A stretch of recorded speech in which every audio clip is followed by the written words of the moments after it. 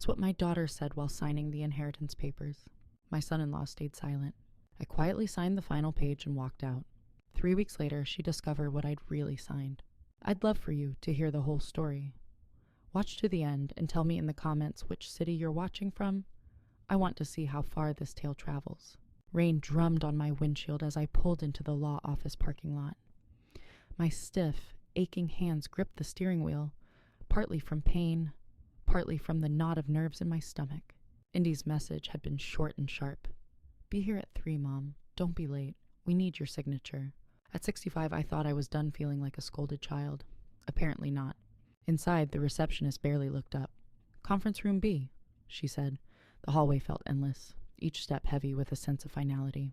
Indy and her husband, Lance, were waiting. She sat straight in a navy suit, eyes on her phone. He focused on a stack of documents. You're 5 minutes late, she said without looking up. I apologized and sat. Lance slid the papers across the table. These finalized Dad's estate. Just sign where it's marked.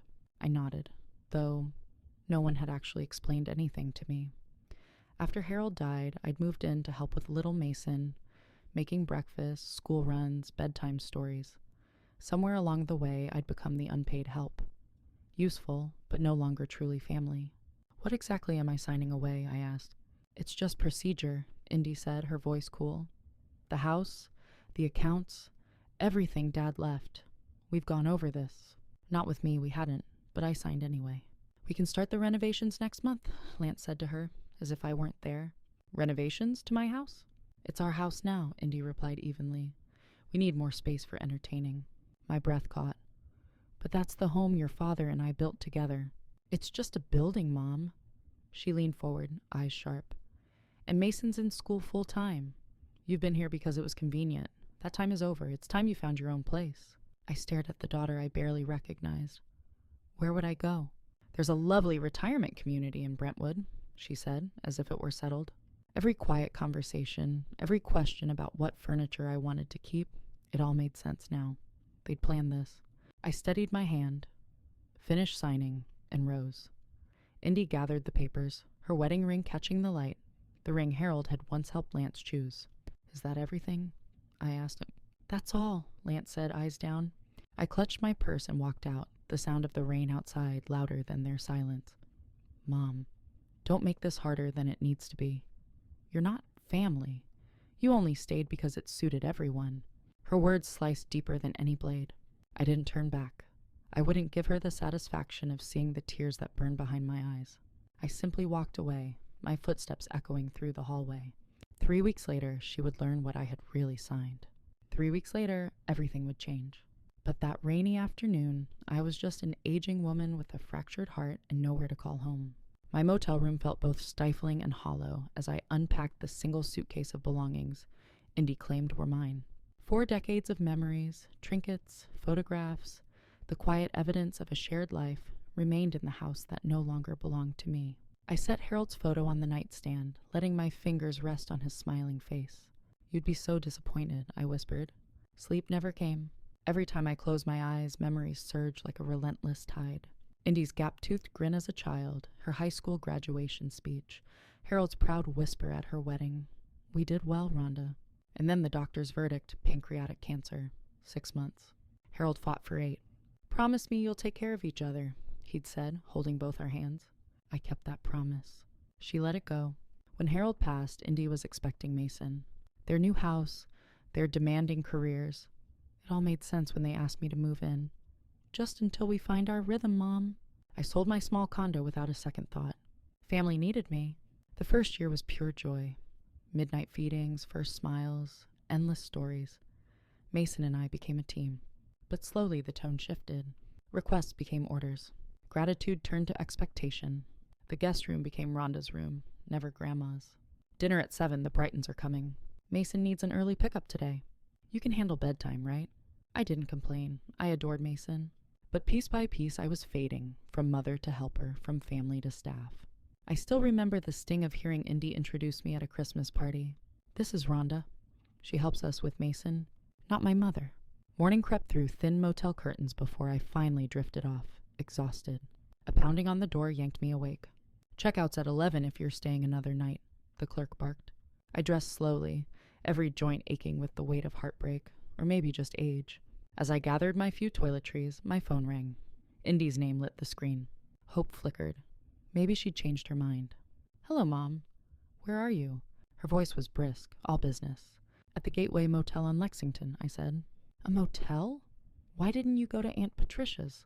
She knew Patricia and I hadn't spoken in years. "I needed somewhere close," I replied. "Whatever. I need Mason's vaccination records for camp. Where are they?" "No, are you okay?" "No apology, just another demand." "In the study." "Third drawer, blue folder," I answered. "Great, thanks." A pause. "So, have you thought about Brentwood Acres?" "They have an opening next month. The retirement home." As if I'd been weighing it instead of having it forced on me. "I don't think Brentwood is for me," I said, surprising myself with the steadiness in my voice. "Mom, don't be difficult. It's a nice place." "They have activities, people your age," I said. "No, Indy." A sharp exhale came through the line. "Fine. But you need to figure something out. Lance's mother wants the guest room when she visits next month." "Of course," the other grandmother, the one who sent pricey gifts and took glamorous vacations with Indy and Lance, but rarely spent real time with Mason. "I understand," I replied, though I didn't. I couldn't understand how my daughter had become this person. "Good. I'll let you know when we're moving your things out." She hung up before I could speak. I stared at the phone, a strange clarity settling over me. That call, so cold and businesslike, revealed what I'd been too loyal to admit. For years I'd made excuses. She's stressed. She's ambitious. She's overwhelmed. But the truth was simpler and more painful. She no longer valued me. I sat on the edge of the motel bed, Harold's photograph in my hands.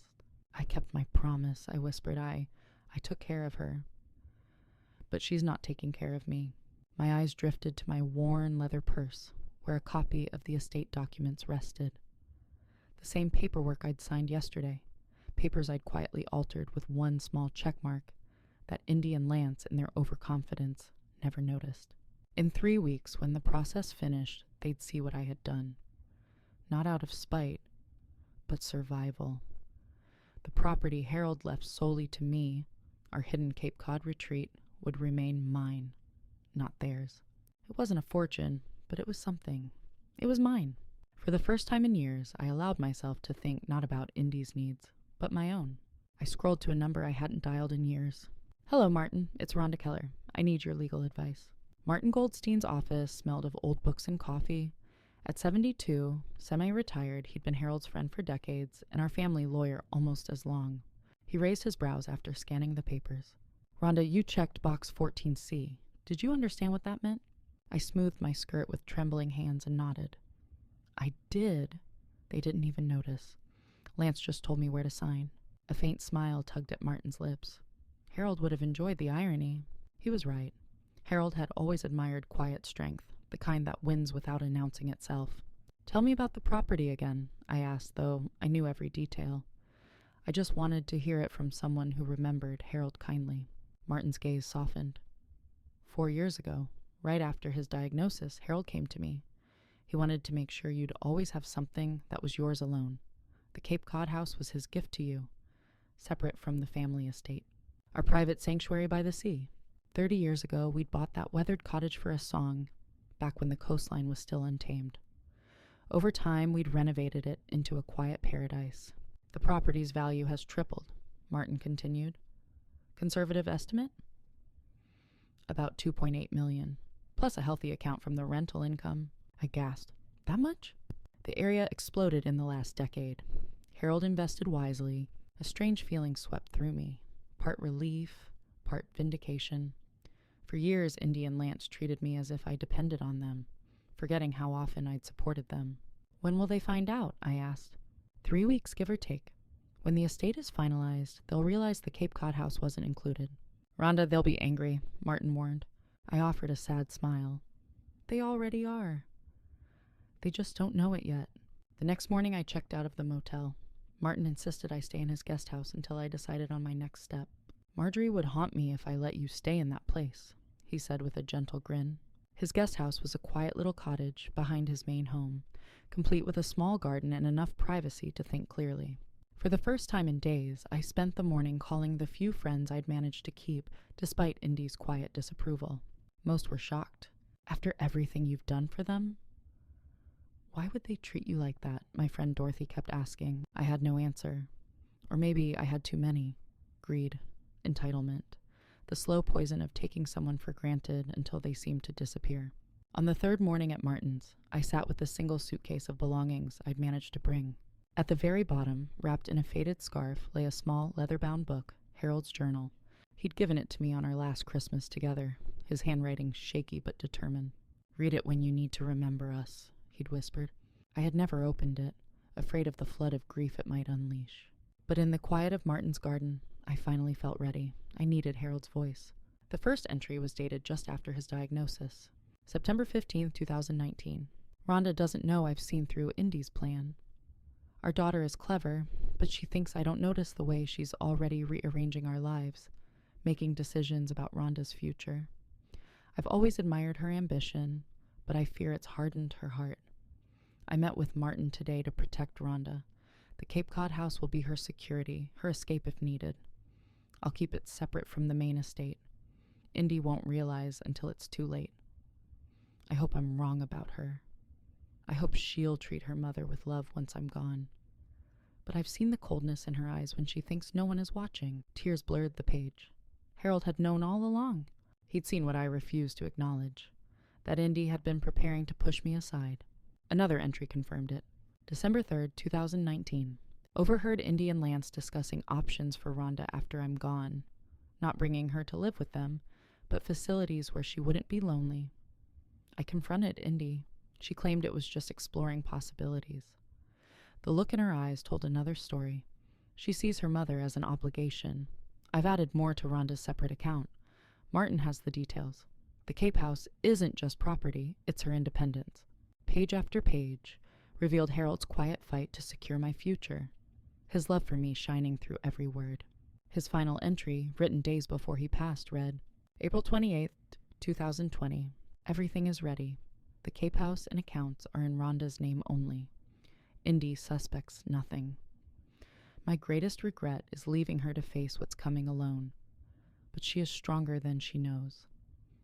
Rhonda, if you're reading this, remember, you are always enough, more than enough. Don't let anyone convince you otherwise. I closed the journal, clutching it to my chest as the sun dipped behind the garden wall. For the first time since that awful day at the lawyer's office, I felt something other than grief. I felt ready. 3 weeks to the day after I'd signed those papers, the peace of Martin's garden was broken by a familiar ringtone. I didn't need to check the screen. I knew that sound. "Hello, Indy," I answered. "What did you do?" Her voice was sharp, half ice, half fire. I set down my tea, surprised at how steady my hand was. "You'll have to be more specific." "The Cape Cod property," she snapped. "It isn't in the estate paperwork. The lawyer said you checked some box to keep it separate." "Box 14C, I said calmly. "You knew exactly what you were doing. You tricked us." I almost laughed at the accusation. "I signed the documents I was given. If you and Lance had read them carefully, you'd have noticed. Nothing was hidden." "This is theft." "No, Indy," I said evenly. "It's mine." The Cape House was always mine. Harold left it to me apart from the estate. He made sure of it. "Dad would never." "Your father knew exactly what he was doing," I interrupted, my voice firm. "He saw how you were treating me, even before he passed." He wanted to be certain I'd be protected. Silence stretched on the line. Finally, she spoke, her words tight. "We're coming over. Where are you staying?" I hesitated. Part of me wanted to keep my sanctuary secret, but another part, stronger now, wanted to face her and stand my ground. "I'm at Martin Goldstein's guest house," I said. The call ended as abruptly as it began. I sat motionless for a long moment, letting the weight of what was about to happen settle over me. Then I dialed Martin. "They're on their way," I said quietly. "Just Indy and Lance, I think." "Do you want me there?" Concern colored his voice. "No, I need to do this myself," I paused. "But maybe stay nearby. I'll be in the main house." "Just call out if you need me," he said. I spent the next hour preparing, not just my thoughts, but my presence. I showered, brushed out my hair, and put on my favorite navy dress, the one Harold always said made my eyes shine. I wanted Indy to see me not as someone discarded, but as the woman I truly am. Strong, dignified, whole. When the doorbell rang, I was ready. Indy stood on the porch, Lance a step behind. She wore her power suit, the one reserved for high-stakes negotiations. Her eyes widened, just slightly, at my appearance. Perhaps she'd expected to find me disheveled and defeated. "Come in," I said. They followed me into the guest house. Indy's gaze swept over the modest furnishings with a faint, critical flicker. I led them to the sitting area, where coffee and her favorite lemon cookies waited, just as I used to pack for her school lunches. "Let's get to the point," Indy said, ignoring the coffee and cookies. "You deliberately kept the Cape property out of the estate division." "I didn't keep anything back," I replied evenly. "The Cape house was never part of the estate. Your father left it directly to me." "That's impossible," she snapped. "Everything was supposed to be divided equally." "Not everything," I said. "Harold made specific provisions. The Cape house was my security." Lance finally spoke, his voice measured. "That property is worth almost $3 million now." "I'm aware," I answered. "Be reasonable, Rhonda," he said, dropping the familiar "Mom." "That's a significant asset. It should be shared." I held his gaze. "Shared? Like your home was shared with me before you decided I was inconvenient?" He looked away. Indy began pacing, her heels striking the floor like a metronome. "This is absurd. You're just being petty because we asked you to move out." "You didn't ask," I said quietly. "You informed me, and you told me I wasn't family." "I never said that," she protested. "Your exact words were, 'You're not family.' You just stayed because it was convenient." Her mouth opened, then closed. For a heartbeat, something like shame crossed her face. "I was upset," she finally said. "But that doesn't change the fact that you deceived us about the Cape house." "No," I said, keeping my voice calm. "I simply protected what was rightfully mine, exactly as your father intended." Lance leaned forward, adopting the posture of a man ready to negotiate. "Look, we can work something out. Sell the property and split the proceeds. That would be fair."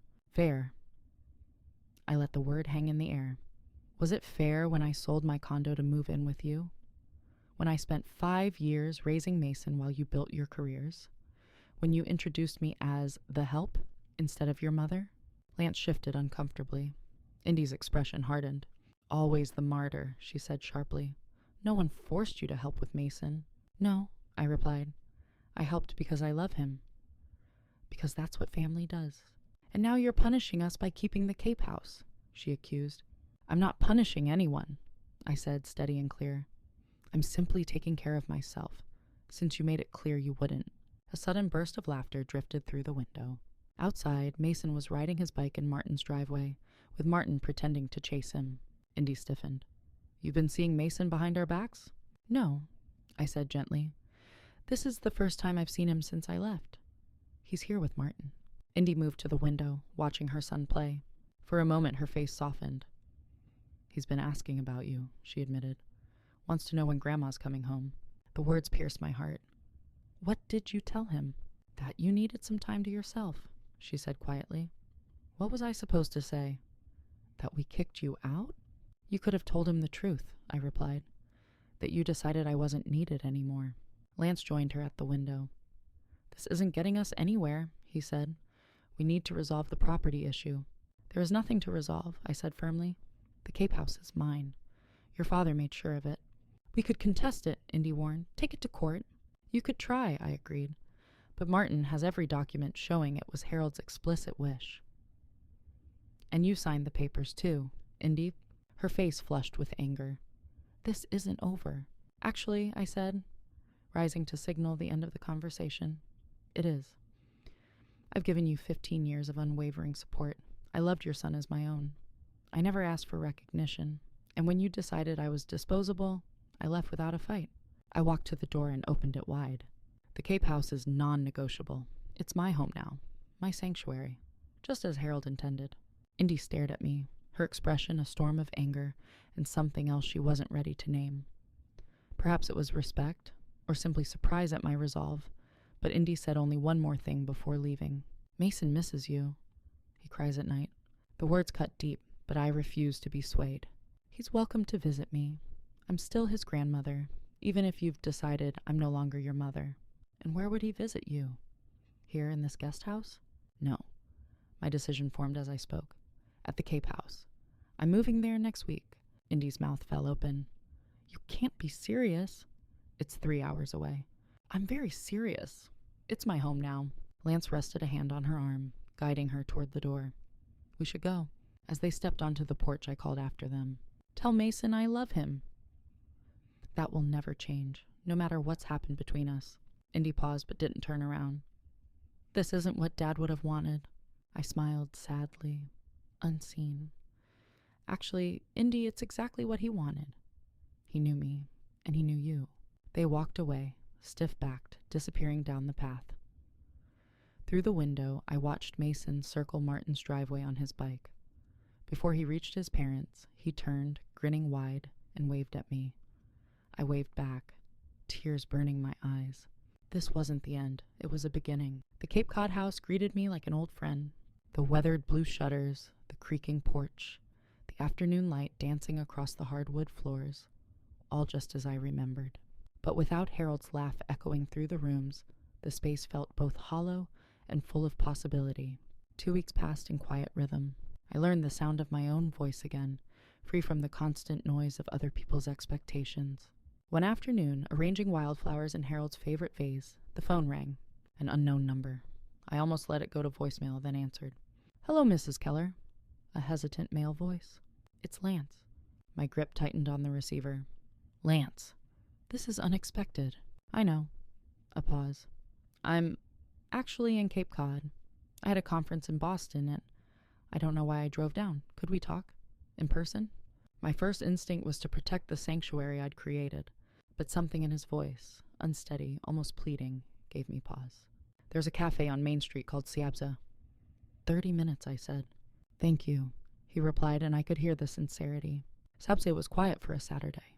I spotted him instantly, sitting alone, staring into a coffee mug as if it held answers. He stood when he saw me, pulling out a chair with an awkward politeness. Thank you for coming. I studied him. The polished corporate veneer was cracked, revealing a man worn thin. Why are you here, Lance? He twisted his wedding ring, a habit I remembered. I've been thinking about what you said. About how we treated you. I waited silent. Mason cries for you every night, he continued.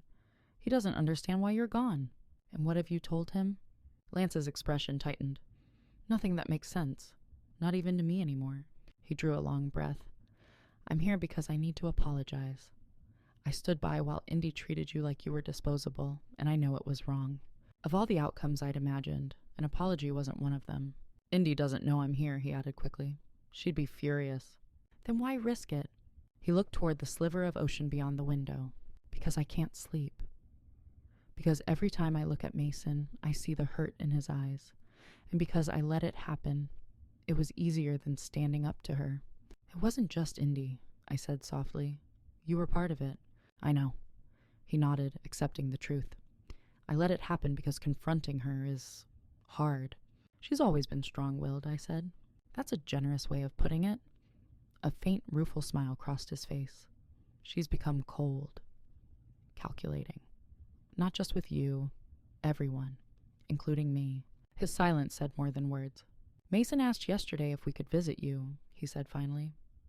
Indy forbids him from even mentioning your name. I didn't know what to tell him. The revelation was a physical ache. He's 7. He shouldn't be caught in the middle. I know. Lance met my eyes for the first time, steady and clear. That's why I'm here. Would you be willing to see him if I brought him? Without Indy knowing? I pictured Mason's gap-toothed grin, the way he'd curl against me during storms, his endless questions about the world. My grandson. My heart.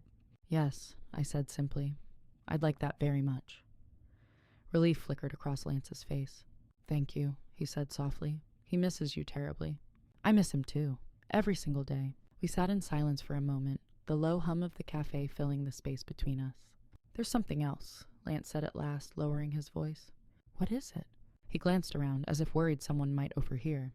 Indy's changed since Harold passed. Harder, more focused on appearances than anything. But it's worse than you realize. I felt a knot form in my stomach. Go on. 2 months ago, I overheard her on the phone. She was talking about accelerating the timeline now that you were out of the picture. Timeline for what? Selling your house, the one you lived in for 30 years. Not for the building itself, but the land. Developers want the entire block. They're pushing for commercial rezoning, and Indy's been in talks with them for over a year. The word struck like a physical blow. A year? But I was still living there when Harold died. He nodded, eyes down. That's why she wanted you in a retirement home. The developers plan to break ground next spring. I struggled to absorb the betrayal. The home where Indy grew up, the doorframe still etched with her childhood heights. All of it reduced to a business deal. I'm sorry, Lance said quietly. I should have told you sooner. I didn't know how. Why tell me now? His brow furrowed. Because it's wrong. And because Mason found the photo albums you stored in the attic. The family pictures you kept. Indy threw them out. He was crying, trying to save them. She just said they were garbage, that we needed to declutter before the move. I closed my eyes, imagining Mason's confusion. When I opened them, Lance was watching me with something like respect. You're stronger than all of us, Rhonda. I see that now. Not stronger, I said quietly. Just older. I've had more practice at survival. He gave a sad smile. Would next Saturday work to bring Mason? I could tell Indy I'm taking him fishing. A surge of joy rose in my chest. Yes, Saturday would be perfect. Outside, he hesitated before saying, Harold would be proud of you, standing your ground, finding your voice. Unexpected kindness brought tears to my eyes. Thank you for saying that. I watched him walk away, realizing this man I thought I knew was more complicated than I'd believed. Not a hero, not blameless, but not a villain either. The drive back to the Cape House felt different. The horizon stretched wide and blue as the coastal road curved toward home. My home. For the first time in years, I felt genuine hope. Saturday arrived crisp and bright, September balanced between summer's warmth and autumn's first cool breath. I'd been awake since dawn, too excited to sleep. Mason was coming. All week I'd prepared. Baking his favorite chocolate chip cookies, readying the spare room with colorful quilts, and a nightlight. Clearing a spot on the beach for the kite I'd bought. I wanted everything perfect, though I knew the only thing that truly mattered was being together. At 10 sharp, a car pulled into the drive. From the window, I saw Lance help Mason from his booster seat. The boy looked around, eyes wide at the weathered cottage and the ocean shimmering beyond the dunes. Then he saw me. His face broke into a radiant smile. He tore free of Lance's hand and ran full tilt toward the porch, nearly tripping in his haste. I threw open the door just as he reached the steps. Grandma, you're here. I knelt to catch him, his small body crashing into mine with the force of a joyful hurricane. I'm here, sweetheart. I've missed you so much. I missed you too. Mom said you went away, but I knew you wouldn't leave without saying goodbye. My heart clenched at the simple trust in his voice. Over his shoulder, I met Lance's eyes. He lingered by the car, worry etched on his face. I waved him in. Come inside, both of you. The morning passed in a blur of laughter and rediscovery. Mason explored every corner of the house, marveling at the seashells I'd collected, the upstairs view of the endless water, the wooden sailboat Harold had carved years ago. He filled the rooms with excited chatter, his loose tooth, the science project that won an award, the new friend at school who could do perfect cartwheels. Lance stayed mostly quiet, watching us with a complex expression. When Mason dashed outside to fly his new kite, Lance finally spoke. I haven't seen him this happy in months. I nodded, watching the kite dance high over the dunes. Children notice more than we give them credit for. Indy's pushing for private school next year, he said abruptly. In Connecticut. It would mean boarding during the week. Boarding? At 8? I couldn't hide my shock. I know. I've tried to talk her out of it, but she's convinced it's the best way to keep his competitive edge. He made air quotes, distaste clear. We fell silent, both watching Mason run along the beach, the kite pulling against the wind. Lance spoke again, his voice low. I've been thinking about what you said, about how we treated you, about the kind of family we've become. Lance drew a slow breath. I'm not proud of the part I played. Why did you let it happen? I asked quietly, the question that had haunted me for years. At first it was easier to agree with Indy, to tell myself she knew best. Then it became a habit. He shook his head. After a while, I think I was afraid of her. She isn't the person I married. Or maybe she is, and I just didn't want to see it. The admission hung in the air, raw and unguarded. Before I could respond, the door banged open and Mason burst in, cheeks pink from the wind. "Grandma, the kite went so high. Did you see?" "I did, sweetheart." "You're a natural," I said, grateful for the interruption.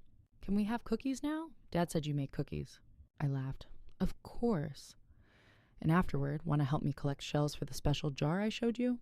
His enthusiastic "yes" brightened the room, pushing back the heaviness of our conversation. The rest of the afternoon passed in happy, sandy chaos. We walked the beach, gathered perfect scallop shells, built a sandcastle with a moat and a tiny drawbridge.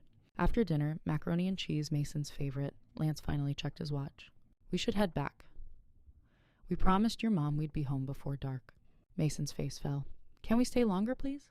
Lance and I exchanged a look over his head. "Not today, buddy," Lance said gently, "but we'll come back soon. I promise." "Promise?" Mason's eyes were wide and hopeful. "I promise," Lance said, his voice firm. When Mason hugged me goodbye, he suddenly whispered, "Mom threw away our pictures. The ones of you and Grandpa. I tried to save them, but she got mad." My heart ached. "I have plenty of photos here," I told him. "Next time you visit, we'll look at them together and make copies for you to keep." His solemn nod nearly broke me.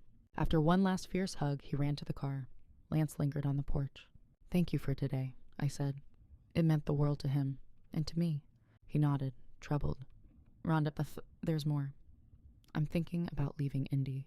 The word stunned me. "It's partly how she treated you," he continued. "But it's more than that, the way she treats Mason when no one's watching. The pressure, the manipulation." He raked a hand through his hair. "I've been consulting a lawyer about custody." I absorbed the revelation. "You're telling me this because I want Mason to have you in his life. And when the time comes, I may need your testimony. And because you deserve to know." From the car, Mason called for his dad. Lance turned to go, then paused. "We never should have treated you the way we did. I hope someday you can forgive me."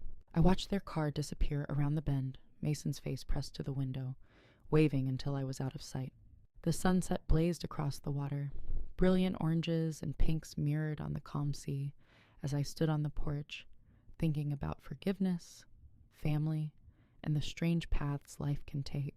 3 months later, on a crisp December morning, the doorbell rang. Through the window, I saw Lance's car in the drive, Mason bouncing with excitement. My heart leapt, then caught. The car was packed, suitcases, boxes, Mason's favorite stuffed dinosaur wedged against the glass. I opened the door as they approached, questions in my eyes. "We left," Lance said simply. "For good this time." I looked from him to Mason, who grinned despite the cold. "What happened?" "We can talk later," Lance said, glancing at his son. "Right now, we just need a place to stay nearby." Mason thought you might know a good neighborhood. Understanding dawned. This wasn't a visit. This was a beginning. I looked at my grandson, hopeful, trusting, and thought of Harold, of the quiet foresight that had brought us here. "I might know just the place," I said, opening the door wide. The house Harold left me wasn't only my sanctuary anymore. It was becoming what it was always meant to be. A home filled with love, second chances, and the quiet strength that comes from choosing kindness over bitterness. As I helped Mason carry his backpack inside, a flash of ocean caught my eye. Vast, ever-changing, full of possibility. Just like the future. Now I'd love to hear from you. If you were in my place, what would you have done? Have you faced something like this in your own family? Share your thoughts in the comments. And on the final screen, I'm leaving links to 2 more of our most loved stories, each one full of surprises you won't see coming. Thank you for watching to the very end.